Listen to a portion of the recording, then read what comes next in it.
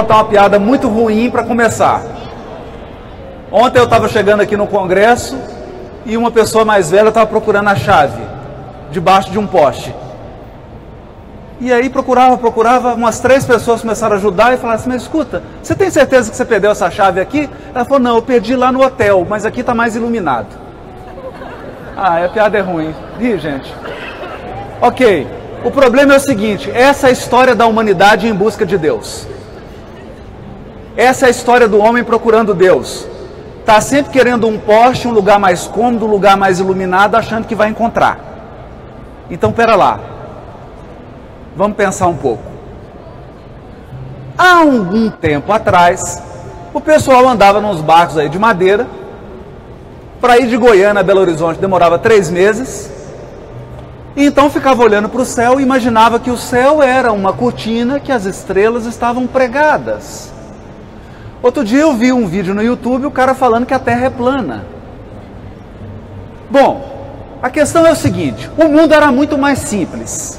Bem mais simples do que é hoje. Porque todo mundo imaginava que a Terra era o centro do universo. Acontece que um sujeito bem curioso, chamado Galileu Galilei, descobriu um equipamentozinho chamado telescópio. E esse indivíduo resolveu fazer o quê? Espiar. Olhar onde ninguém tinha olhado. Sair do poste que está iluminado e procurar onde tem que procurar. E o que ele descobriu? Descobriu uma coisa que deixou todo mundo muito irritado. A Terra não era o centro do universo e a Terra não estava lá com essas coisas todas. Hashtag não somos os únicos. O negócio foi o seguinte: a igreja chamou Galileu Galilei para se explicar e disseram para ele: olha, esse negócio que você está dizendo aí que a Terra gira em torno do Sol, na Bíblia diz que tudo gira em torno da Terra, então você vai retificar essa afirmação sua. O Galileu, que era muito inteligente, achou melhor não perder a cabeça naquele momento, literalmente, então disse assim: não, eu me equivoquei, tudo gira em torno da Terra. E depois que o pessoal foi embora, desfez o tribunal, ele falou assim: mas que gira, gira. Porque ele estava observando, foi o que vocês fizeram agora. Estão experimentando. E quando você vê, quando você experimenta, quando você observa, não tem esse negócio de eu acho. Eu acho fica para trás quando eu estou diante de um experimento. Então isso significa que com Galileu Galilei, a ciência descolou-se da filosofia e da teologia e passou a experimentar, fazer testes. E fazendo testes, descobriu coisas extraordinárias. Eu vou pular um pouquinho nessa história. Todo mundo já deve ter conhecido um sujeito que não cortava cabelo direito. Eu acho que o corte era muito caro naquela época, 1905. Ele andava com o cabelo todo espetado, o nome dele é Albert Einstein. O Einstein andou fazendo uns cálculos lá, imagina o que ele descobriu? Na equação da relatividade, ele descobriu que o universo estava expandindo.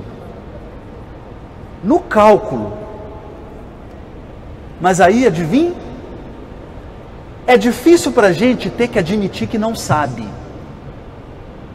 É muito mais cômodo você achar que já chegou. É por isso que o Sócrates sempre dizia: o cara mais sábio de todos é aquele que duvida do que ele conhece. É aquele que está sempre buscando o que ele não sabe, o que eu não sei. Então, todo dia, quando você estiver tomando o café da manhã, faça essa pergunta: o que eu não sei? O que eu não sei? O Einstein então chegou aos cálculos e falou: caramba, o universo se expandindo, isso está errado. Então ele deu uma mexida. Deu uma mexida na equação. Colocou um sinalzinho lá chamado constante gravitacional. Foi meio que uma coxambrada, né? O árbitro não estava vendo, estava na área. Aquela história. Colocou a constante gravitacional, para que o universo ficasse estático, para que tudo ficasse parado, tudo paradinho, girando, mas tudo com a mesma distância. Acontece que um sujeito chamado Halley, e não é o da motocicleta, é o astrônomo, ele observou ondas de rádio e adivinha o que esse sujeito descobriu? Ele descobriu por que aquelas televisões antigas da sua avó ficavam chuviscando. Radiação de fundo. E comprovou experimentalmente que o universo está em expansão. O universo está se expandindo. Então, todo mundo de cabelo em pé, todo mundo aterrorizado. Por quê? Porque o universo começou a ficar maior do que a gente estava disposto a aceitar. Imaginem, quem aqui já viu Games of Thrones? É muito mais fácil você imaginar que Deus é um rei que está sentado num trono dando ordem para as pessoas. Você não acha mais simples? Afinal de contas, ele está em algum lugar fixo, de lá ele fica olhando, geralmente vigiando e dizendo, isso está certo, isso está errado. O problema é que quando você encontra um universo em que um sistema solar, eu vou citar um deles. Se você entrar numa aeronave que viaja a 300 mil quilômetros por segundo, peraí, o avião que eu peguei de Belo Horizonte a Goiânia anda a 800 quilômetros por hora. 800 quilômetros por hora. Ele demora 1h20 para chegar em Goiânia. Eu estou falando de um avião que anda a 300 mil quilômetros por segundo. Se você entrar hoje nesse avião com destino ao sistema solar de Capela, você vai demorar 42 anos. 42 anos, viajando a 300 mil quilômetros por segundo, para chegar em um dos sistemas mais próximos do nosso sistema solar. As coisas começaram a se complicar demais. E complicou mais ainda. Nós sabemos que existem galáxias que, se você entrar numa aeronave hoje na velocidade da luz, você vai demorar bilhões de anos para chegar nela. Isso significa que você entra hoje espírito imperfeito, chega lá espírito puro. Com um universo assim, desafiador, o que é Deus? O que é Deus? As pessoas começaram a ficar apavoradas. E eu não estou falando de pessoas comuns, hein? Eu estou falando, por exemplo, de um dos maiores físicos da nossa história, Albert Einstein. Albert Einstein descobriu a teoria da relatividade, mas no mesmo tempo, uma turma descobriu a física quântica. E o Einstein começou a falar, Deus não joga dados, Deus não pode ter feito isso, Deus não pode ter feito aquilo. E um amigo dele, que era um físico quântico, escreveu para Einstein assim, Einstein, para de falar o que Deus tem que fazer. Deixa Deus agir. Deixa Ele fazer do jeito que Ele quer. Você não determina o que Deus faz. E as coisas se complicaram um pouquinho. Se complicaram como? Todo mundo aqui já deve ter estudado. Quem está aí no ensino médio? Quem está no ensino médio? Opa, Enem. Ninguém, Enem não, só ensino médio. Ensino fundamental, 6ª, 9ª. O pessoal está estudando ciência aí. Quem está estudando física? Opa, a turminha está esperta. Ei, o que Einstein descobriu? Eu estou aqui parado? Não. Depende do referencial. Mas Einstein descobriu uma coisa interessante. Eu estou parado?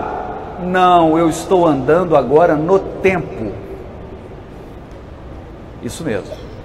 E se eu começar a andar a 150 mil quilômetros por segundo, metade da velocidade da luz, sabe o que acontece? Eu transformo o deslocamento no tempo por deslocamento no espaço. Isso significa que, se você viajar na metade da velocidade da luz, o tempo anda mais devagar para você. Por quê? Porque você converte deslocamento no tempo em deslocamento no espaço.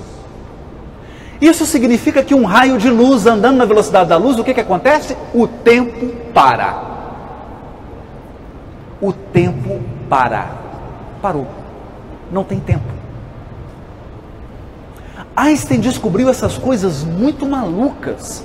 Muito malucas. O pessoal sabe aqui que Isaac Newton tinha descoberto a lei da gravitação universal. Gravidade é igual constante gravitacional vezes o produto das massas, m1 vezes m2, dividido pela distância ao quadrado. Eita, física. Mas o que acontece aqui? Qual o problema dessa equação? Qual a velocidade da gravidade? Infinita. Infinita. Na equação de Newton, a gravidade tem velocidade infinita. E Einstein havia descoberto que nada pode ser mais rápido do que a velocidade da luz, porque a velocidade da luz é o limite de velocidade para a matéria, para tudo que tem massa. Então o que ele postulou? Adivinhe?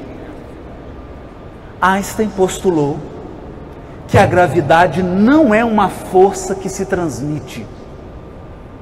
Não é uma força que se transmite. A gravidade é uma dobra. É como se você amassasse o espaço-tempo. Hã? Amassar o espaço-tempo? Que história é essa? Na teoria da relatividade, o tempo e espaço, que é uma coisa só, não existe só espaço. Entre eu e você, existe espaço e tempo. Espaço e tempo. E o espaço-tempo é um lençol. Você estica e contrai.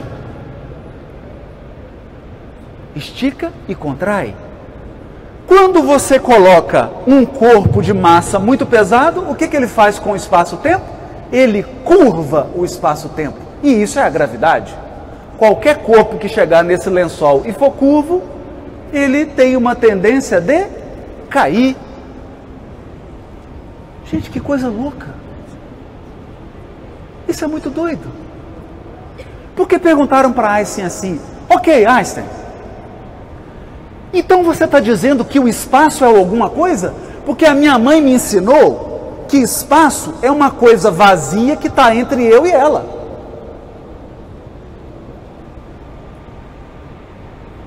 Faz a experiência aí. Entre eu e aquela barraca lá do fundo existe um espaço, então eu imagino que existe um vazio. Engano. E o Einstein respondeu: não. Na minha teoria, o espaço-tempo é algo. É algo. É matéria. Você não consegue pegar, mas é algo. Interage com a matéria. Não é uma abstração. Pois bem, gente, o negócio vai complicar um pouquinho mais. Vocês sabiam que existe casamento entre elétrons? Existe. Quando um elétron casa com o outro, eles começam a dançar uma valsa. Um gira para a direita, o outro gira para a esquerda. O problema é o seguinte: se você separá-los numa distância extraordinariamente grande, se você pegar a esposa e fazê-la girar ao contrário, o marido instantaneamente gira ao contrário. Mas espera aí, que iPhone é esse que eles têm para comunicar um com o outro? Então a física quântica descobriu uma coisa muito interessante. As partículas interagem uma com a outra de modo não local. Não importa o espaço, não importa a distância. Está ficando complicado. Surgiu um sujeito chamado Casimir. O que esse cara fez? Ele raciocinou assim: ei, o pessoal está falando que espaço, que o universo é um vácuo, é um vazio. Então vamos fazer uma experiência. Se você colocar um navio do lado do outro e aproximar muito eles, o que que acontece? Eles se chocam. Por quê? Porque a pressão da água que está entre eles é menor do que a pressão da água que está fora. Então a água que está nas laterais empurra os navios. Por isso que os navios têm que manter uma certa distância. E é por isso que um barquinho, quando se aproxima de um navio muito grande, ele tem que manter uma distância, porque senão ele é sugado. O que esse sujeito fez? Pegou duas plaquinhas muito finas. Pensa numa coisa muito fina. Duas plaquinhas. E colocou no vácuo. No vácuo. E aproximou. E ele pensou assim, escuta, se não tiver nada, eu posso aproximar quanto que eu quiser. Não vai acontecer nada, porque não tem nada. Não tem nada fora, não tem nada entre as placas. Não vai ter diferença de pressão. Errado. Quando ele aproximou as plaquinhas, elas se juntaram. O que descobriram então? Que não existe vazio. Não existe vazio. Tudo que a gente acha que é vazio está preenchido por um campo chamado campo de Higgs. É o Higgs, do bóson de Higgs. Campo de Higgs. Não há vazio. E aqui eu queria chegar no cerne da questão. O universo que está em expansão, campo de Higgs, o universo que é um balão, já estão falando em vários balões, vários universos, por quê? Por causa do efeito gravitacional. Acontece que hoje a física tem duas áreas, a relatividade e a física quântica, e elas não conversam entre si. As leis que valem para o macro não valem para o micro. O que significa isso, gente? Significa que nós temos uma maravilha nas mãos. Deus, como diz Gilberto Gil, esse vago Deus por detrás do detrás. Deus está por trás do detrás, do detrás, do detrás.